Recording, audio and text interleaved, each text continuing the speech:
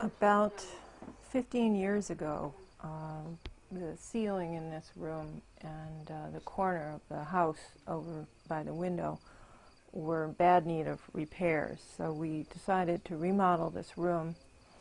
It had been a bedroom, and it is a newer part of the house. It could date either from the turn of the century or from the 1920s, which would be about the time when the family grew, and would be the period of time when George Frank Cutting and Mattie Bent Cutting lived here with 3 boys. And right after the room was redecorated in this blue and all this silly French stuff that I liked, my brother came and stayed with us, Duncan Ritchie, and he slept in this room because I considered this as a very glamorous room.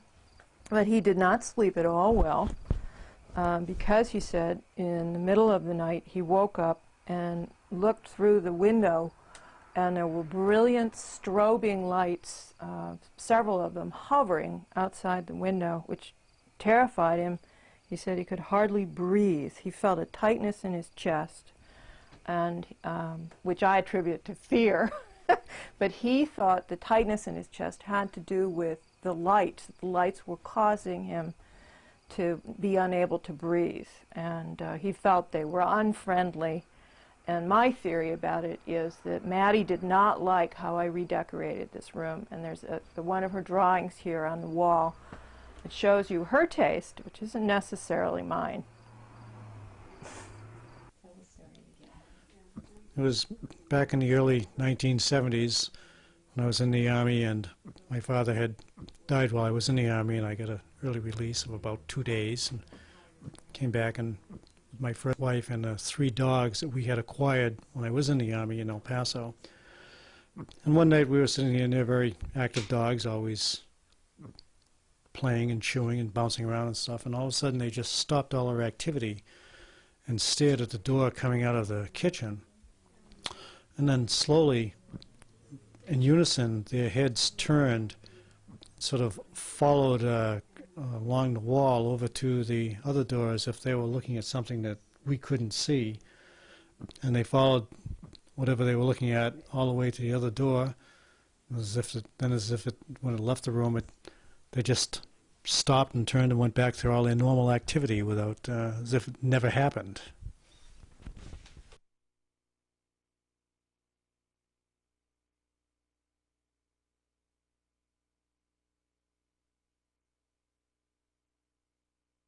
Okay, we're looking at the new part of our house.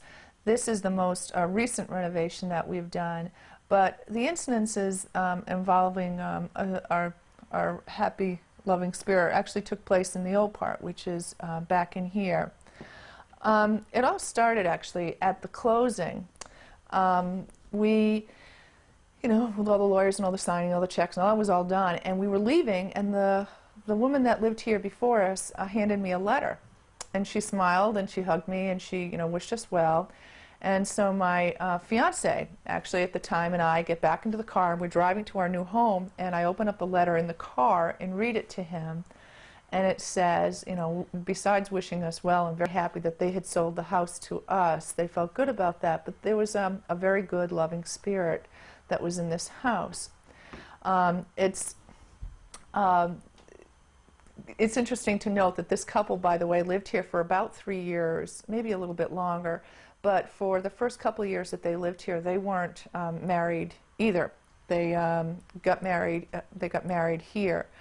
But the reason for that is, that I bring that up, is because we lived here also for a year before we got married.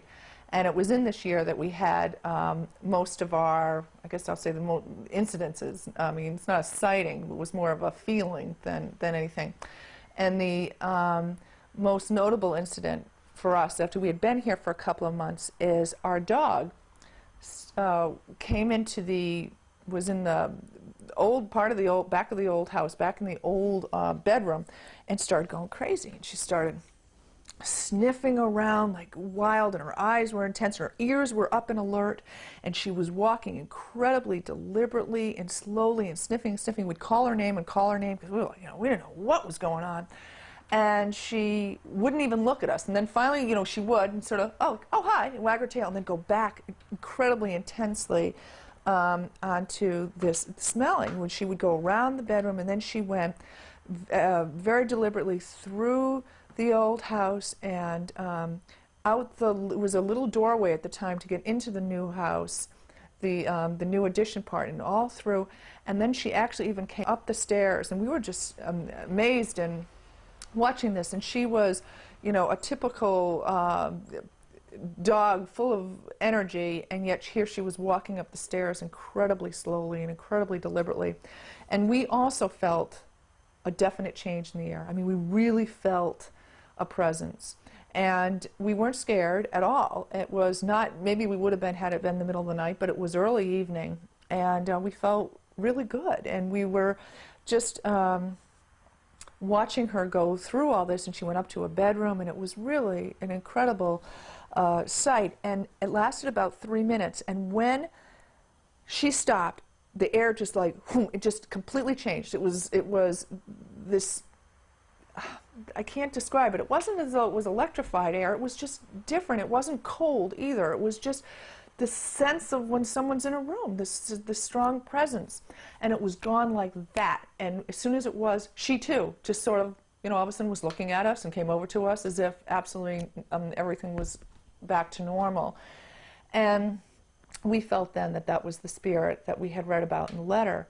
And after that, we had quite a few experiences actually like that. Always, as I recall, always starting from the bedroom in the old house. And then after we were here for a year, as I said, we got married. And the incidences reduced dramatically. I mean, we would have, every so often we'd have a real sense that somebody, of the presence, but then it would be gone. And it was never a scary thing. It was never an evil, bad thing. I mean, we never felt like, oh my God, we have to get this exercise. I mean, it never, ever felt that way. It felt, and it never felt like a bad, frustrated kind of ghost. It felt good, actually. But after we were here for a couple of years, we felt a need to renovate. And we had to store a lot of our furniture and junk stuff in the back of the old house. And that's when actually the spirit started acting more like a poltergeist. And the lights would be turned on and off. And I mean, my husband would say to me, we got to the point that he'd say, okay, is everything dark? Yes. Is everything, all the lights are on? Yes, all the lights. And sure enough, you get up in the middle of the night at 2 o'clock in the morning and the light would be on. And this was a room that was even difficult to sort of walk into. I mean, it was just packed with junk. So that was that. And then we decided that we needed to do even further renovations. Really taking off the back of the old house, and and part of this was also changing the original house, that we actually no longer have that old back bedroom anymore. And it's been since then, which was about 7 years ago, and we have not had any instances since. We have no sense of a presence anymore, and that was it.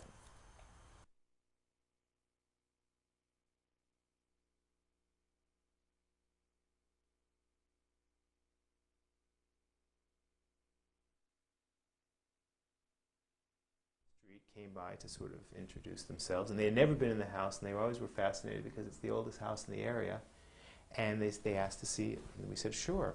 And so we were walking them through all the bits of the house, and this person, who is a normal person, I think, pretty normal, sort of close to nature and a little bit more ethereal in some respects, came into this very room, this dining room, and started wandering around in a little odd way, and said, oh, I think there's a spirit. I sense a spirit, a friendly spirit, a woman.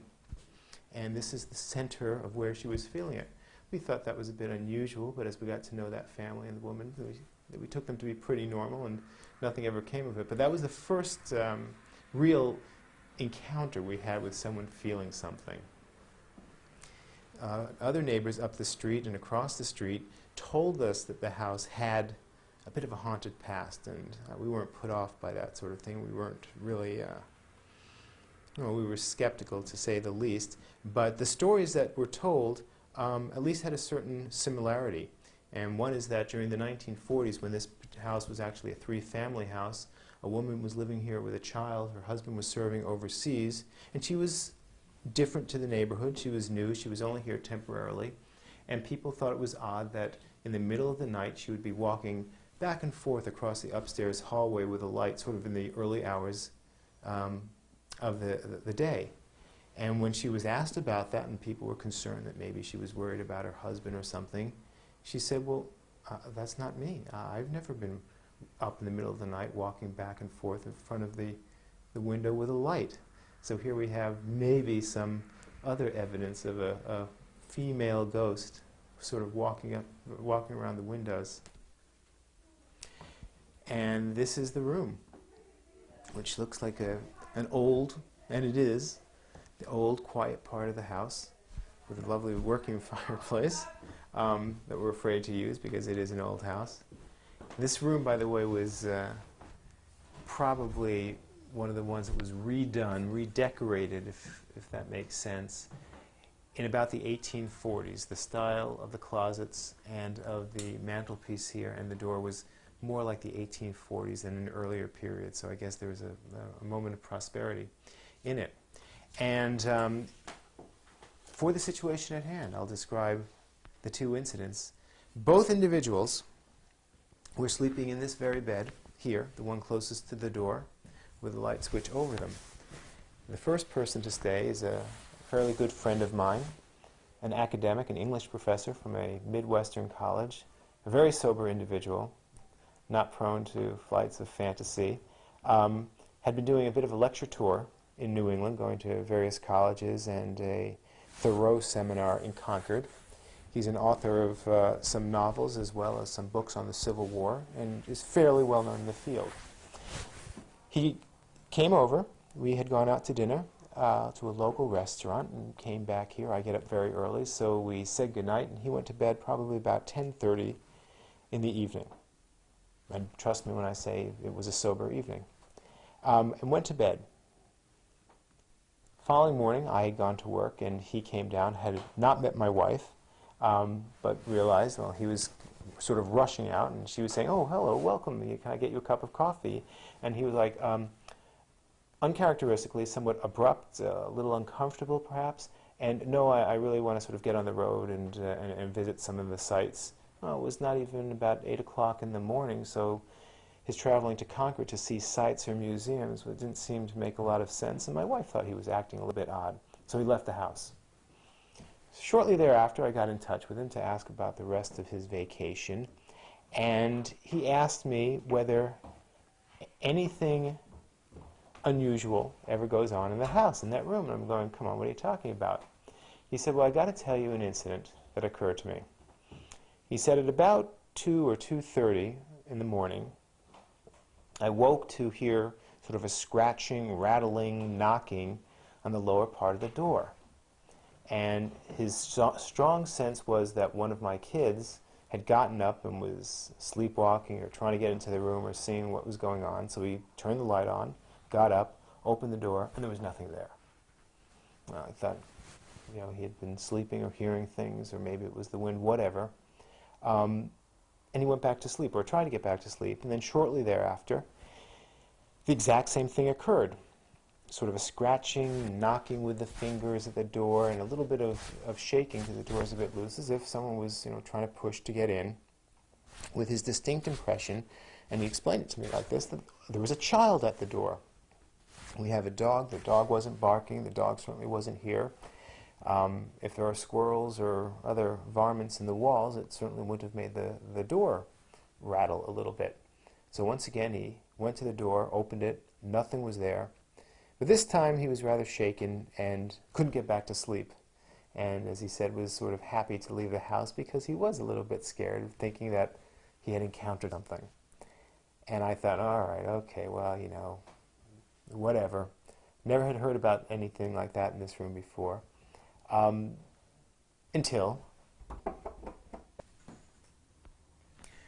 let's roll the clock forward about 6 or 8 months. You know, we had no more encounters ourselves, no encounters ourselves, and I had my mother staying here. Yet again, a very down-to-earth urban woman, and who had stayed in our house several times before, many times before. We've been here for years.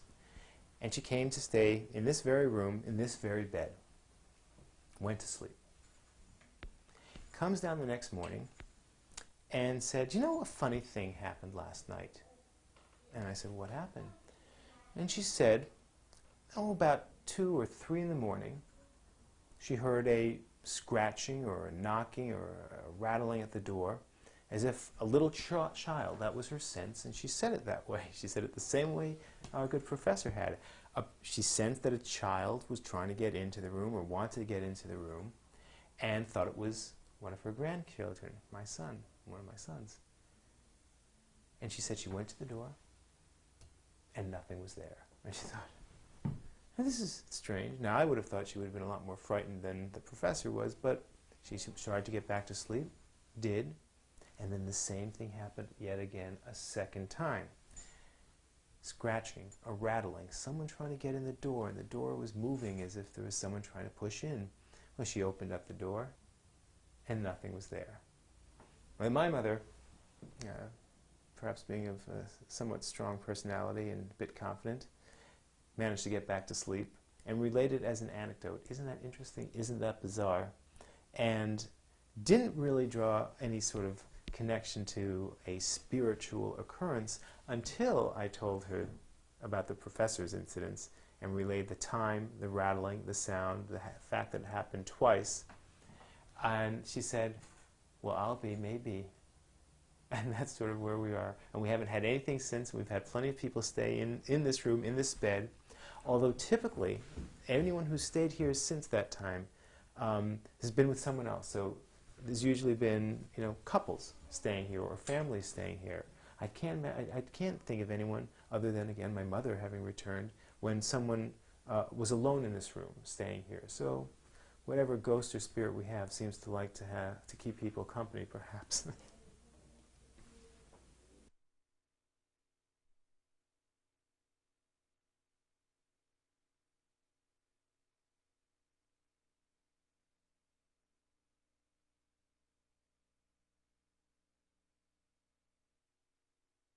Well, actually my mother had brought a perfectly lovely girl from Boston, but she was unhappy here because there were no other young ladies for her to play around with. And so she was very lonely and she missed her friends in town. So she left. My mother didn't know what to do. So anyway, we were coming to visit, and she was trying very hard to find somebody to come and help while we were there, at least. And I understood that she hadn't been able to find anybody. And I was sitting right here at this place at the table, and we were having dinner, and I looked down into the kitchen, and I saw this rather gray-looking lady with a long dress. It looked rather like a Quaker, who seemed to be doing something at the sink. And I said to my mother, "Oh, well, you did find somebody after all. Isn't that wonderful?" And my mother said, "No, I didn't." I said, "Well, who's that in the kitchen?" She said, "Well, there's nobody in the kitchen." And the lady just vanished. And so I described her, and my mother said, "Oh, that's old Mrs. Lovering. She comes around all the time."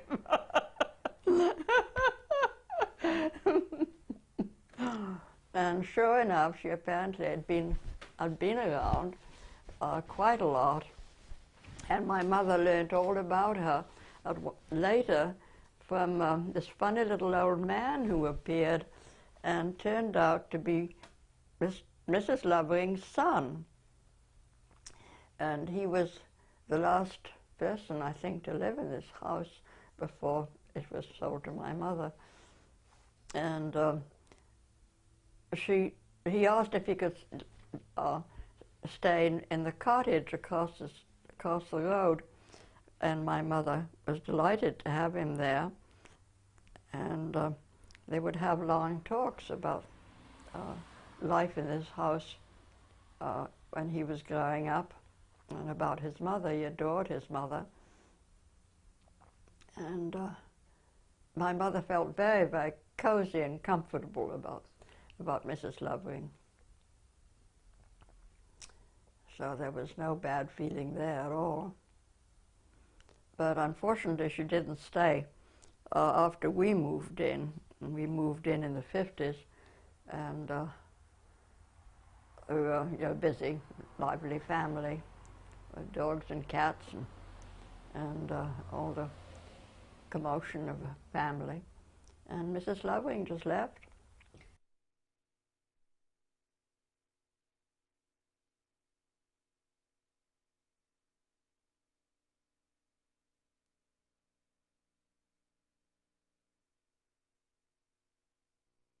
Well, we're visiting a home in North Sudbury where we understand there is a ghost or an actual presence of the body of a young girl. No one has ever checked it because perhaps people don't really want to think about that. But I understand from a former owner who was quite sensitive to spiritual things. She was using a Ouija board in her home with her daughter. And she is very sensitive to that kind of thing. So in using the Ouija board, it kept spelling the name Laura, L-A-U-R-A. Well, it turned out there was a young Laura Bent who lived in this home many, many years ago. And in doing some research at Town Hall and other places, some of her younger friends who frequented the house at the time determined that Laura Bent was a little girl who had been murdered in the house, or we don't know exactly where, but she was buried in the house. As you look over in the corner here, you see some somewhat disguised, somewhat covered up bricks. We have a dirt floor here, but we have bricks in that corner. Now, the former owner said she knew about the bricks, she had seen them, and in no way wanted to pick them up and determine what was underneath. If there was something underneath, she didn't want to know about it. It was her home, she enjoyed it, she didn't want any unpleasant thoughts associated with the home or her basement. Also, she and her husband had lived in the house for about 30 years, and he also was quite sensitive to exterior simulation, and he had been using tarot cards. And it turned out the tarot cards, a number of times, number of uses, had turned up fire. Well, there was a fire that lit the upstairs of the house and destroyed it. There was a fire that, from lightning that lit the upstairs of the house and burned all of the upstairs.